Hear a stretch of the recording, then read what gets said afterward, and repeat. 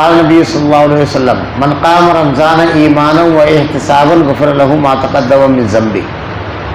اللہ کے نبی صلی اللہ علیہ وسلم کا ارشاد ہے کہ جس نے رمضان المبارک میں قیام کیا ایمان اور احتساب کے ساتھ، اللہ رب العالمین اس کے گناہوں کو بخش دے گا، معاف فرما دے گا۔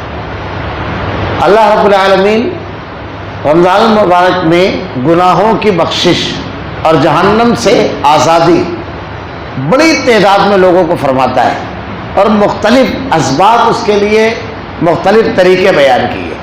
قیام اللیل جو رات کی نماز ہے، اس کا اہتمام کرنا اور اس کو ادا کرنا ایمان اور احتساب کے ساتھ۔ بعض لوگ اس سلسلے میں عجیب و غریب بحثوں میں الجھ جاتے ہیں کہ جب اللہ کے نبی صلی اللہ علیہ وسلم نے صرف 3 روز نماز پڑھی ہے تو ہم کیوں پورا مہینہ پڑھیں؟ سب سے پہلی چیز تو یہ کہ میں سمجھتا ہوں مسلمانوں میں شاید کوئی مسلک ایسا نہیں ہے جن کے یہاں روزانہ تراویح کی نماز یعنی پورا 30 دن تراویح کی نماز پر عمل نہ ہو۔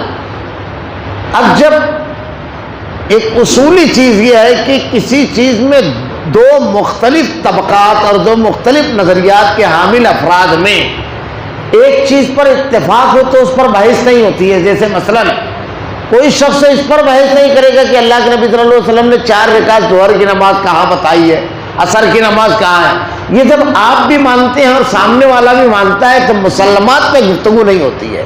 تو جو شخص خود روزانہ تراویح کا قائل ہے وہ اس کی دلیل طلب کر رہا ہے، جہالت کی انتہا یہ مسلم ہے آپ کے نزدیک اور ان کے نزدیک، دونوں کے نزدیک، تو علمی دنیا میں بڑا معیوب مانا جاتا ہے کہ اس پر گفتگو کی جائے۔ تو یہ تو ایک مسلم چیز ہے۔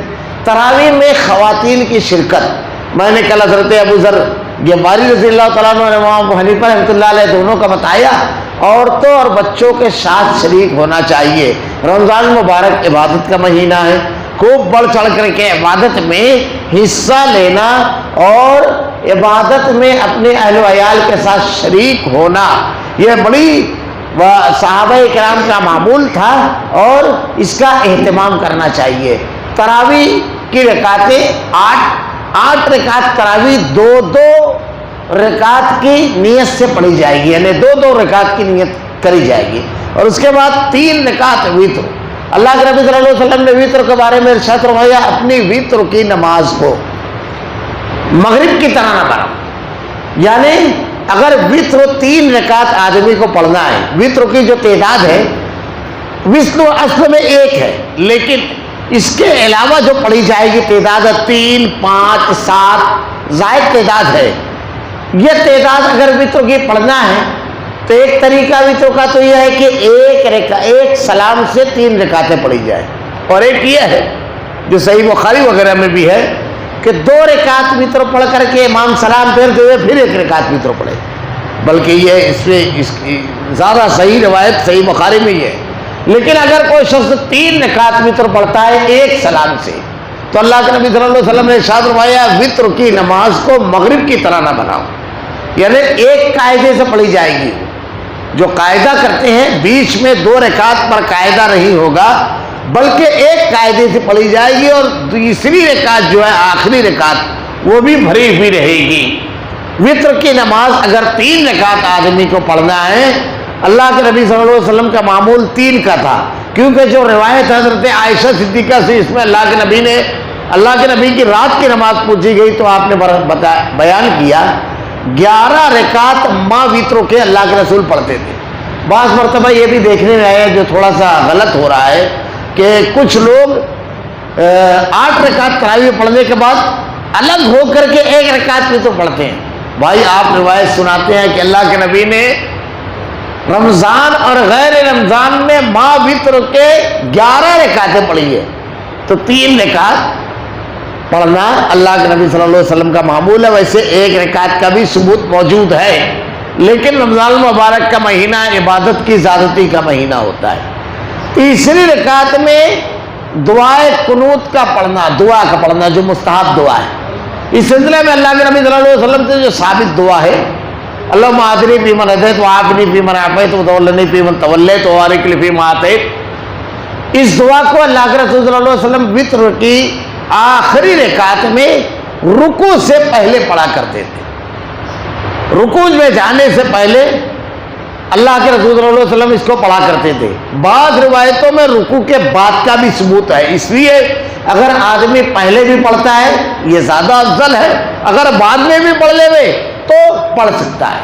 اللہ کے رسول صلی اللہ علیہ وسلم رکوع میں وتر میں پہلی رکعت میں سورہ اعلیٰ، دوسری رکعت میں سورہ قل یا ایھا الکافرون اور تیسری رکعت میں قل واللہ احد پڑھا کرتے تھے.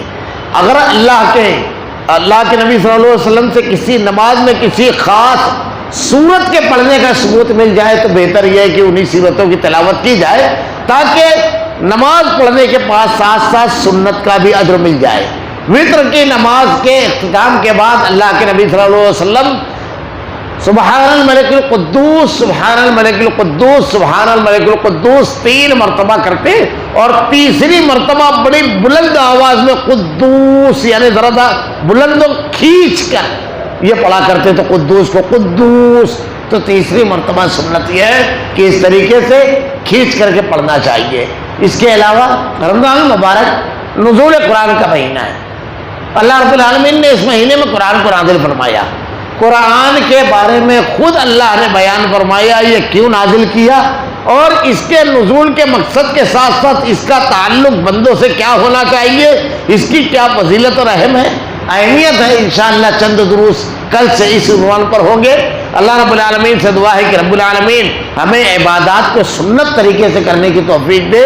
الہ العالمین رب العالمین نزول قرآن کا مہینہ ہے، خوب قرآن کی تلاوت کرنے، خوب توبہ اور استغفار کرنے، خوب نوافل کی کثرت کرنے اور خوب صدقہ و خیرات کرنے کی توفیق دے رب العالمین.